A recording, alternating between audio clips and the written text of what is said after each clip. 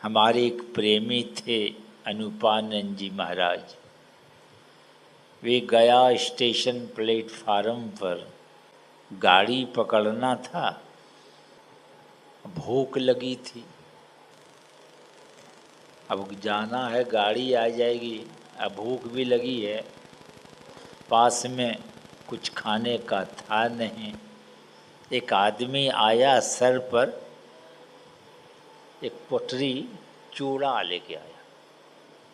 आके सामने रखा पोटरी, लगे खोलने। बाबा देख रहे हैं। खोल करके इसको क्या बोलते हैं, पसर, एक पसर, एक कोबा चूड़ा निकाल के देने लगे। तो बाबा कहते हैं, ये चूड़ा कहाँ ले जा रहे हो, संदेश ले जाओ। नहीं नहीं बाबा, लगे आग्रह करने। अब बाबा को भूख भी लगी है, सीधे कैसे कहते दइए दो। तो वे आग्रह करने लगे तो कमंडल आगे बढ़ा दिए, कमंडल में चूड़ा डाल दिया।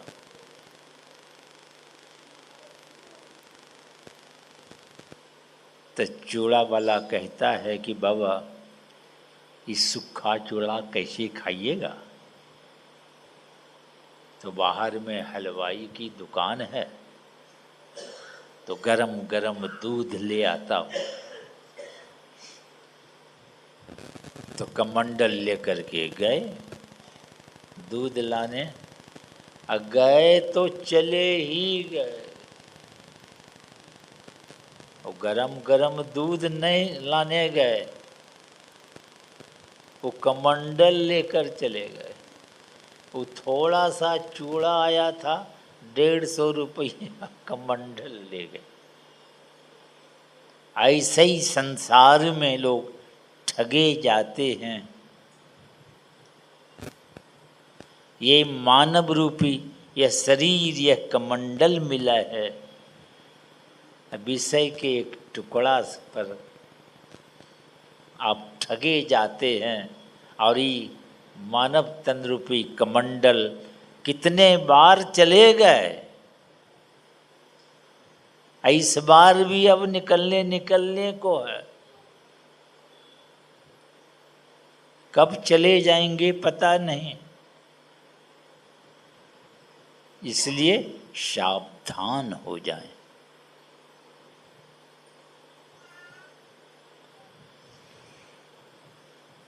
दुनिया में एक से एक ठग होते हैं, पर चरणदास जी महाराज कहते हैं, परमात्मा के पास जाने में उस मार्ग में 2 ठग हैं। कौन कौन ठग है?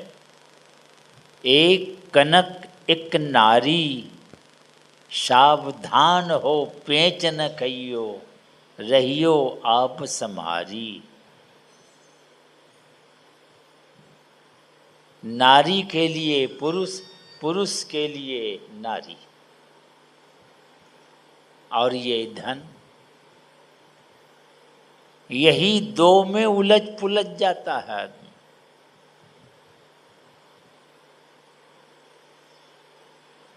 प्रेम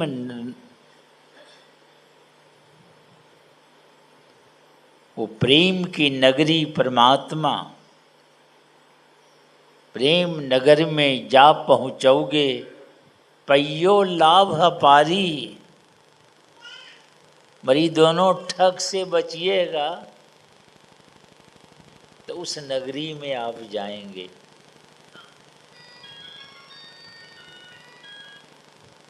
मगर यहाँ इधरे तो ये 2 ठग में ही लोग फंस जाता है।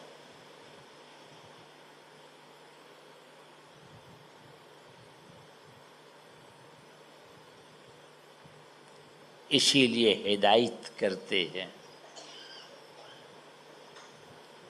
इसलिए हरि के नगर में जा पहुँचोगे, पइयो लाभ अपारी, अपार लाभ प्राप्त करोगे। मगर ये 2 ठग जो है,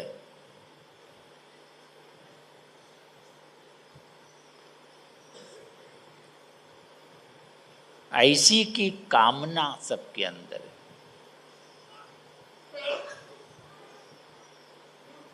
ऐसी में सब रह जाते हैं।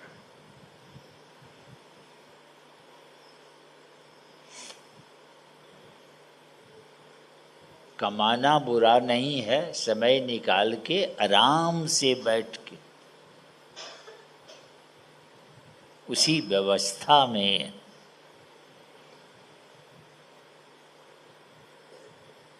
ध्यान कीजिए। परमात्मा की भक्ति, गुरु महाराज कहते हैं कि मैं ही कर जोरे प्रभु को भजोरे। कैसे भजो भगवान को? यही कर मने किरण, दोनों दृष्टि को कहते हैं, जोड़ो। मैं ही क्या कहते हैं? यही कर जोरो, अब प्रभु को भजो रे। इस तरह जो भजेगा, प्रभु भजी जीव तरे, कल्याण हो जाएगा उसका। ये गुप्त है, इस भेद को कम लोग जानते। अब प्रगट तो पूजा पाठ बहुत तरह का चल रहा है संसार में, गुल धुना, अगरबत्ती, एक से एक पूजा पाठ। इसको कबीर साहब क्या कहते हैं? गुड़वा गुड़िया सूप सुफलिया, तजदे बुद्धि लड़कैयाँ खेलन की। लड़कैयाँ, लड़का लड़की, छोटे छोटी बच्ची बच्चा सब बचपन में क्या करता है? गुड़वा गुड़िया का खेल, शादी उदी भी कराते हैं। अब भोजो चलता है नहीं, बैठे हैं झूठे का ऐसे से कर रहा, भोजो चल जाता है। अब भूख लगती है तो फिर माँ के पास। अब माँ कहती अभी तो वहाँ खा रहा था, कल कहो तो झूठे खाए, अब झूठे खा रहा। तो वैसे ही एक खेल है, खेल गुड़वा गुड़िया। इसलिए आहो भक्त सार भगति करी हो, आसार भक्ति करी तो संसार भर मत रही। और भक्ति श्रम भी निष्फल चली जाएंगी आपका।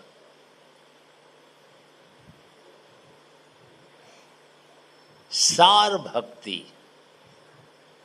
ये आँख कान नाक सारी इंद्रियों के साथ रह के जो पूजा पाठ करते हैं, ये असार भक्ति है।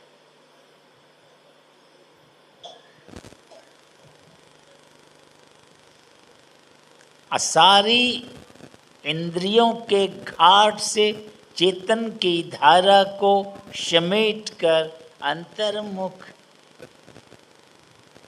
ले चलते हैं, वही है सार भक्ति। तो गुरु महाराज कहते हैं असार भगति करी तो संसार भर मत रही, भटकते रहोगे। अब भक्ति श्रम निष्फल व्यर्थ चले जाएंगे आपके।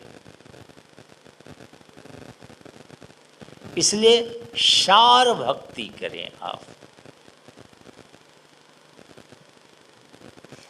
आराम से बैठ के सारे ख्यालों को कुछ देर छोड़ दे, मंत्र का जप करें, उसके रूप का ध्यान करें। आप में वह योग्यता, वो क्षमता आएगी तो दोनों दृष्टि आपकी एक होगी। गोस्वामी जी कहते हैं उग्रही विमल बिलोचन ही के, निर्मल दृष्टि खुल जाएगी आपकी।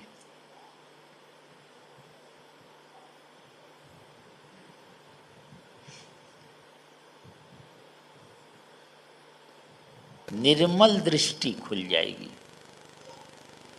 मिटहि दोष दुख सब मिट जाएंगे।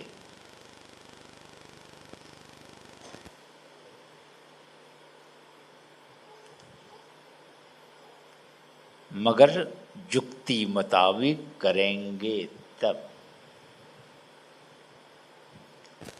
दलन मोह तम सोसु प्रकाशु, बड़े भाग उर आवहीं जासु।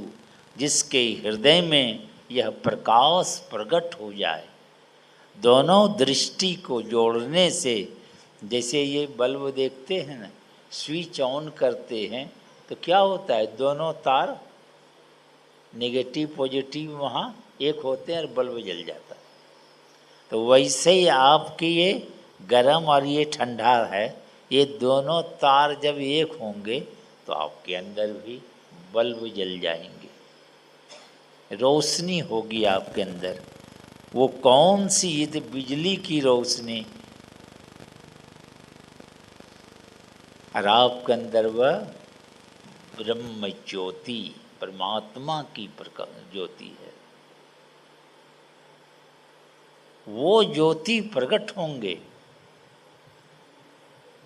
और उसी में परमात्मा की आवाज को सुनेंगे आप। और जहाँ से आवाज आती है वहाँ का गुण लेके आती है। जो उस आवाज को सुनेगा उस गुण से गुणान्वित हो जाते।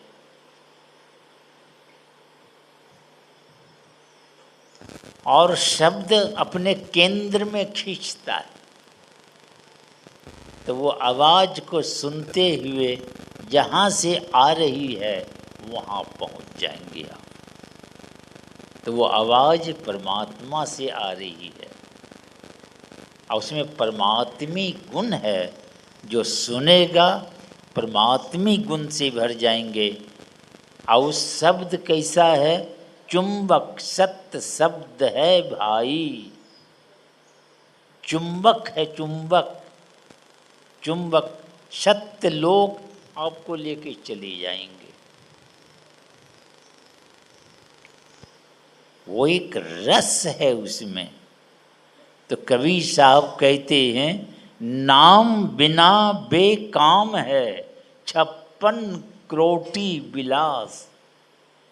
क्या इंद्रासन का बैठना, क्या बैकुंठ निवास।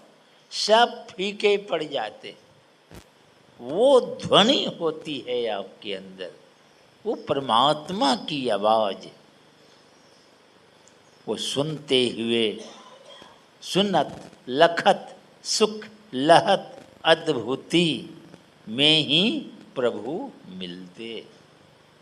सुनते देखते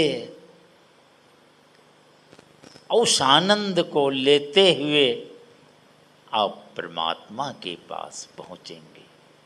अब बीच में ही मर गए मान लीजिए, तो वही कहते हैं कि ये आपको अधोगति में अब जानने नहीं देंगे।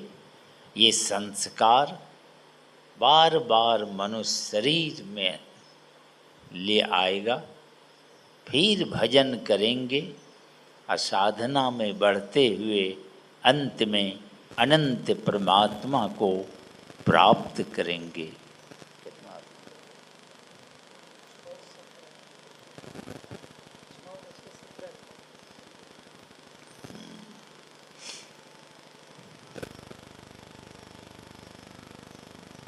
तो इतना ही बात को हृदय में धारण करें, निश्चित आपका उद्धार और कल्याण होगा।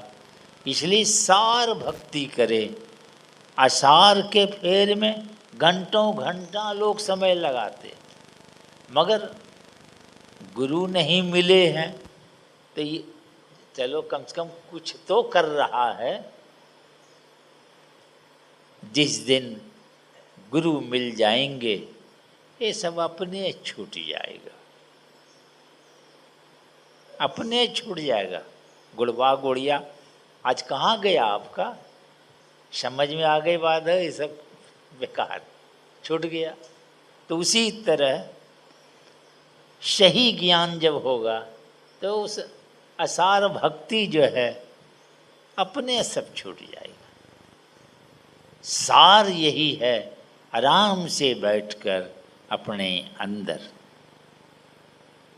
चुपचाप मंत्र का जप करें, उसके रूप का ध्यान कर, तो आप फिर उसको अपनी दृष्टि को कहाँ रखें, कुछ देर के लिए तमाम ख्यालों को छोड़ दें।